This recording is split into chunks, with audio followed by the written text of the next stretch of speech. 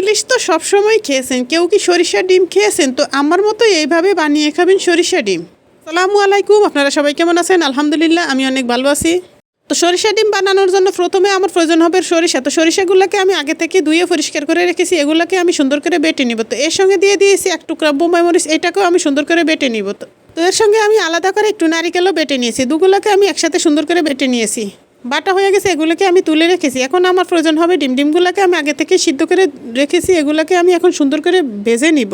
ডিমগুলো ভাজা হয়ে গেছে, এখন আমি নামিয়ে নিয়েছি চুলার ভিতরে, অন্য একটা কড়াইয়ের ভিতরে দিয়ে দিয়েছি পরিমাণ মতো পেঁয়াজ।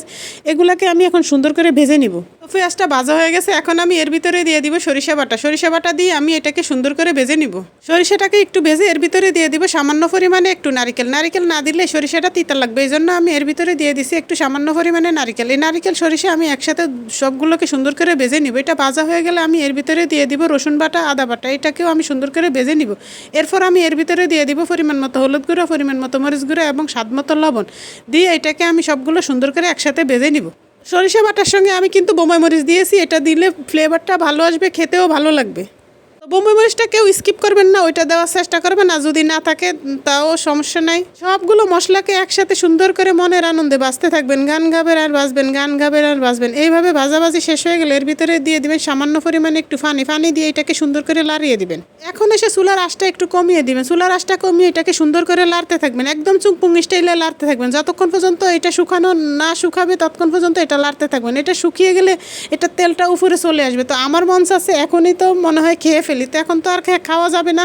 এখন আমি এর ভিতরে দিয়ে দিব সামান্য পরিমাণে একটু জিরা বাটা দিয়ে এটাকে আমি সুন্দর করে লাড়িয়ে দিব, একদম চুংপুং স্টাইলে লাড়িয়ে দিব। তো দেখেন কত সুন্দর লাগছে, এটা তেলটা উপরে চলে আসে। এখন আমি এর ভিতরে দিয়ে দিব পরিমাণ মতো পানি দিয়ে এটাকে আমি সুন্দর করে লাড়িয়ে দিব।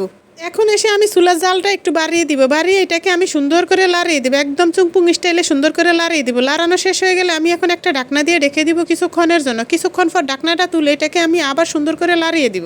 তো দেখা যাচ্ছে এটা বলক উঠে গেছে, এখন আমি এটাকে আরেকটু সুন্দর করে লাড়িয়ে দিব। তো এটাকে ভালো করে উতরিয়ে নিতে হবে, না হলে খেতে ভালো লাগবে না, একটু গন্ধ লাগবে। তো এখন আমি এর ভিতরে সুন্দর করে ডিমগুলো বসিয়ে দিব। ডিমগুলো বসিয়ে এটাকে আমি সুন্দর করে আস্তে আস্তে লাড়িয়ে দিব, লাড়িয়ে একটা ঢাকনা দিয়ে ঢেকে দিব। কিছুক্ষণ পর ঢাকনাটা তুলে এটাকে আমি আরেকটু সুন্দর করে লাড়িয়ে দিব। আরও কিছুক্ষণ সুন্দর করে জাল করে নিব, জাল করে এটা ঝোলটাকে একটু শুকিয়ে নিব। তো আরও কিছুক্ষণ জাল করার পর আমার রান্নাটা পুরোপুরি কমপ্লিট হয়ে যাবে। এর ভিতরে আমি আর কিছুই দিব না, এটাকে আমি নামিয়ে নিব। তো আমি এর ভিতরে ঝাল বেশি দিয়েছি, এজন্য কাঁচামরিচ দিই না। তো আপনারা ঝাল কমিয়ে দিয়ে এর ভিতরে কাঁচামরিচ দিলে ফ্লেভারটা আরও ভালো আসবে, খেতে আরও ভালো লাগবে। এখন আমি চুলার জালটা বন্ধ করে দিব, আমার রান্নাটা পুরোপুরি কমপ্লিট হয়ে গেছে। এখন আমি এটাকে নামিয়ে নিব।